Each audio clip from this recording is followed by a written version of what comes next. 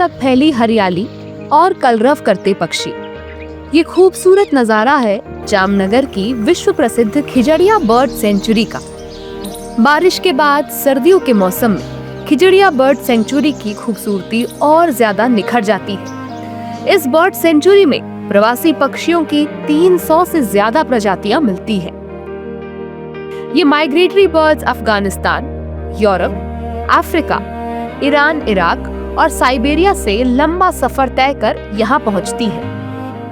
એ પક્ષીઓમાં migratory પક્ષી છે, local migratory અને રેસિડેન્ટ પક્ષીઓ છે અને આમાં ખાસ કરીએ તો ખીજડીયા પક્ષી અભયારણ્યનો રાજા જે કહીએ એ બ્લેક નેકેડ સ્ટ્રોક એટલે કે કાળી ડોક ધોક જે ખીજડીયા માટે એક ગર્વની વાત છે અને એક ખૂબ પ્રચલિત અને લોકોનું પ્રિય એવું પક્ષી છે।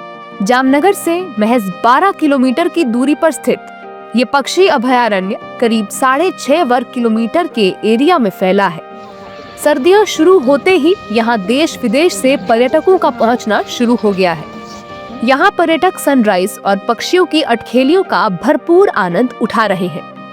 प्लस તમે અહીંના અલગ અલગ બર્ડ્સને સવારે જે કલરવ સાંભળો છો એ એક મ્યુઝિકનું જે પીસ ઓફ માઇન્ડ માટે તમે લેતા હો છો એ બરાબર છે કે અહીંનો પક્ષીઓનો કલરવ તમે સાંભળો છો તો એ પીસ ઓફ માઇન્ડ છે અને તમે એક અદ્ભુત તમારી લાઈફનો જે જીવંત રાખી શકે ને એ અનુભવ તમે અહીંયા આવીને લઈ શકો છો। વિન્ટરમાં અહીંયાનું એટમોસ્ફિયર ખૂબ જ સુંદર છે। અહીંયા મેં 500 કરતાં વધારે સ્પીસીસ જોયા છે અને જે અહીંયાનો રાજા છે, જે ખીજડીયાનો રાજા છે, જે બ્લેક બર્ડ છે એ પણ મેં જોયો છે, ડક એન્ડ બર્ડ્સ। અને અહીંયા મોર્નિંગમાં તમે વિઝિટ કરવા આવો તો ખૂબ જ મજા પડી જાય, આમ કહીએ ને સૌરાષ્ટ્રમાં मौज पड़ी जाए। खिजड़िया बर्ड सैंक्चुरी का इकोसिस्टम इसे प्रवासी पक्षियों के लिए एक प्राकृतिक प्रजनन स्थल बनाता है। यहाँ एक ओर मीठे पानी की झीलें हैं तो दूसरी ओर खारे पानी के जलाशय और दलदली भूमि है।